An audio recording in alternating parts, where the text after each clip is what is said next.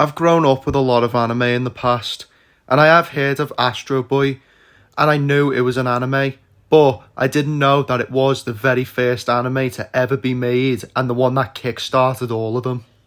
In the glorious year of 2009, they made a movie, and this is Astro Boy we're talking about. I couldn't possibly go wrong.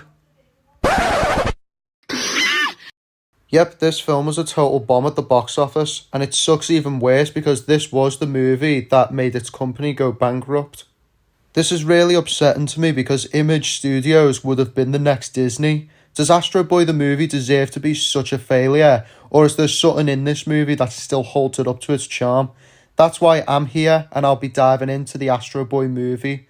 Let's get started.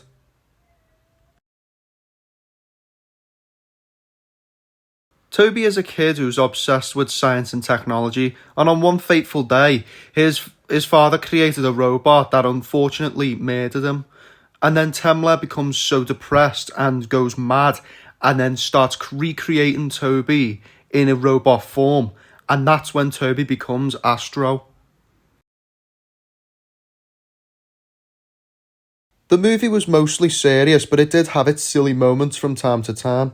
Some of the humour was acceptable while others weren't. There was this scene at the end of the movie where Astro is fighting this big giant robot, and the robot starts grabbing hold of him, and then Astro takes out these guns that are in his ass cheeks. Now, I wouldn't judge too harshly on this because this is related to the old show, but the way they executed it just, as a 4-year-old, I found it cringy, but, the way President Stone looks down at him and they hear, yeah, you get the idea, don't you? But as an adult, it just looks so wrong.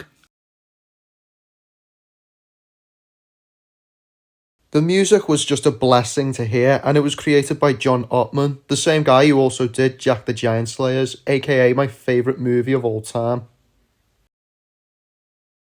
Now, being a kid who grew up watching this film, I didn't really notice any of the flaws until years later. I'd say the biggest problem this film faces would be the villain's execution. President Stone does seem like a good, intimidating villain, but some people say that he's poorly written and that he's just a villain for the sake of being a villain. And yeah, that is true. Now, me personally, I'm a bit mixed with President Stone's character. Like, when I hear other people's thoughts about him, I can understand them, but when I look at it for myself, I just see something else. Now, in the film, we've got the blue core energy and the red core energy, and he uses the red core energy because he loves it and prefers it for his robot, because, according to him, he wants his robot to be a fighter and not a lover. But after realising how dangerous and powerful the red core energy was, he suddenly decides to choose the blue core energy, and I think that's probably why he goes after Toby in one of these scenes. Now, I know a lot of people complain about this scene, saying that why would President Stone have a sudden change of heart and want to go after the blue core? But I know that we all have different opinions, and I fully respect that, but I personally just don't see it in this scene. Come to think about it, President Stone's character reminds me a lot of Jack Horner from Puss in Boots' Last Wish. Jack Horner has a very similar personality and demeanour like President Stone, but he was more loved by the audience compared to him. I think it's because it boils down to the fact that the film had 3 villains, one who's straight up evil, one who isn't that evil, and one who's just a dick for the sake of being a dick. But it's not just that, it's also Jack Horner's humour that's part of what made him acceptably great.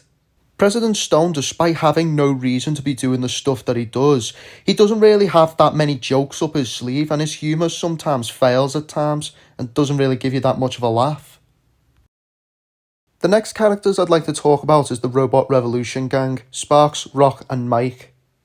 The problem that I have with these guys is that they don't really serve that much of a purpose to the story or the plot other than just be there as the comedy relief characters. And it's the same with every other comedy relief character, they're just there for the laughs and no purpose. But to their credit, despite having nothing to do with the film, their humour surprisingly works from time to time. Why fight, brothers? A great robot once said, "Ah, me schnoz!"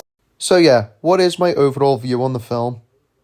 Well, to an extent, it does have its flaws, but I wouldn't say they're as severe as the lowest rated movies on IMDb. Like, they're easy to spot, but easy enough to pass. Ironically, it wasn't really the flaws of the film that made it flop at the box office and made the company go bankrupt. From what I researched, it turned out to be the poor advertisement for this film.